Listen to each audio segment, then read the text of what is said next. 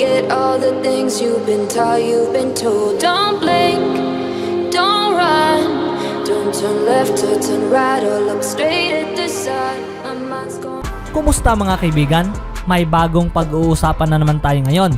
Pero bago nga yan, ay huwag kalimutang i-like ang video, mag-subscribe, at i-click na rin ang notification bell para lagi tayong ma-inform sa mga interesting basketball updates.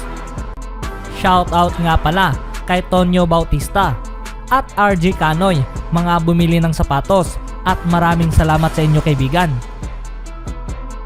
Habang ang Los Angeles Lakers ay nagkaroon ng NBA's best record, ngunit ang isa sa kanilang top players mga kaibigan ay hindi nga naging masaya mula sa kanyang mga nakaraang performance. Itong si Anthony Davis ay prangka ngang sinabi sa sarili mga kaibigan habang siya ay kaharap ang mga reporters matapos nga ang isang pagkapanalo laban sa Milwaukee Bucks sa score na 113-106. Sa ngayon nga raw, ayon kay Anthony Davis, na siya nga raw ngayon ay gulong-gulo sa sarili. Tila isang bagay mga kaibigan na siya ay isang baguhan mula sa paglalaro sa basketball. Hindi nga raw niya kayang gumawa ng mga shots, maging ang makagawa ng mga free throws. Ngunit ang kanyang aggressiveness nga raw ay naging post-up threat naman, at ang kanyang pag-atake sa paint ay ang nagpahintulot sa kanyang mga kasamahan para maging bukas ito. Itong si Davis mga kaibigan ay napahintulutan lamang ang sarili na makapag-score ng 20 below points mula sa kanyang huling 5 laban. Ito na ang pinakamataas na streak simula pa man noong 2018 to 19 NBA season. Ang 7-time All-Star ay nakapag-shoot ng 38% at nagawa lamang niya ang 63.6% mula sa free throw attempts sa loob ng huling 3 laban.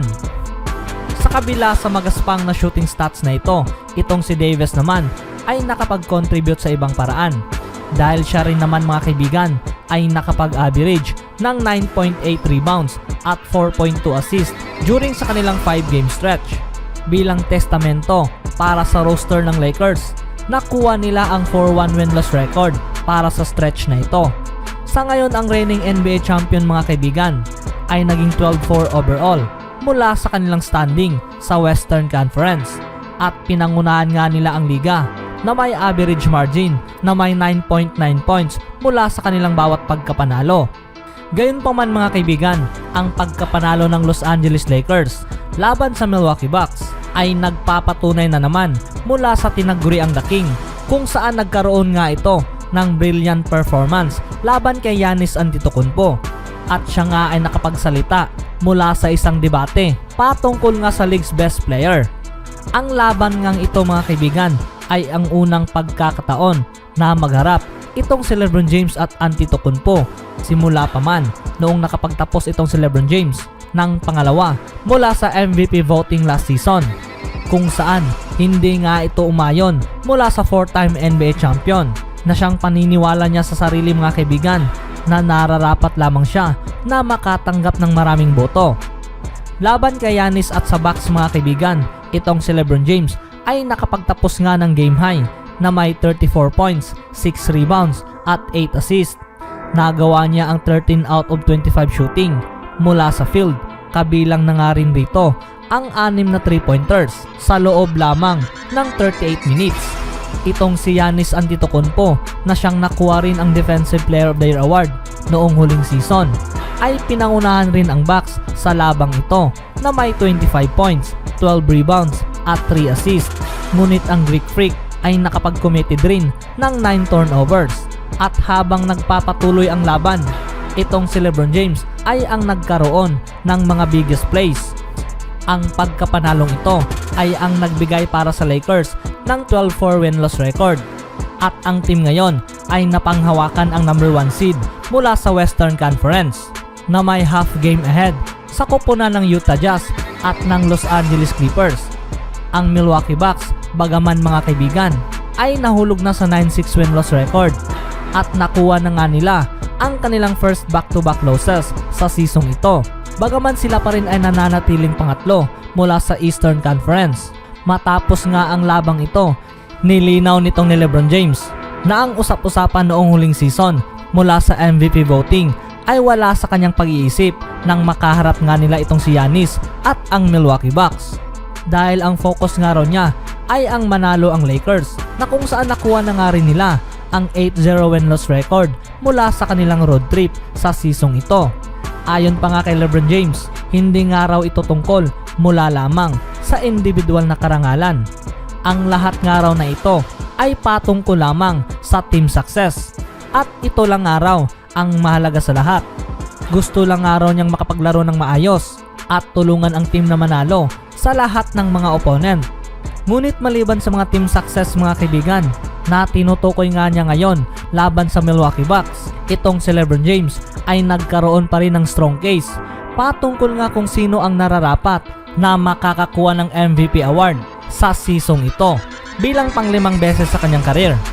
Sa ngayon ay hindi pa nga rin naging malinaw alinman kina LeBron James or Giannis Antetokounmpo ay ang siyang mananalo ng MVP award sa pagtatapos ng seasong ito, dahil marami na ngayon mga kaibigan ang sumasali sa conversation na tulad na lamang nina Joel Embiid, Nikola Jokic, Kevin Durant at Luka Doncic. At isali mo pa nga rin dito ang umaahon na si Stephen Curry na siyang nag-emerge ngayon mga kaibigan bilang mga contenders para sa award na ito. Speaking of Los Angeles veteran mga kaibigan na si LeBron James at Kevin Durant, ang dalawang players na ito mga kaibigan ay nagmalasakit mula sa lumilipad na criticism ngayon na siyang nagmula mula sa former Laker player na si Shaquille O'Neal, na siyang nagdirektang nagsabi mga kaibigan para sa Utah Jazz guard na si Donovan Mitchell.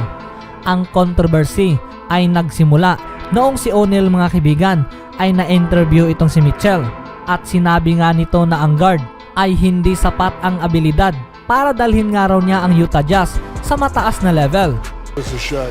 I said tonight that you are one of my favorite players, but you don't have what it takes to get to the next level. I said it on purpose. I wanted you to hear it. What do you have to say about that? All right. That's it.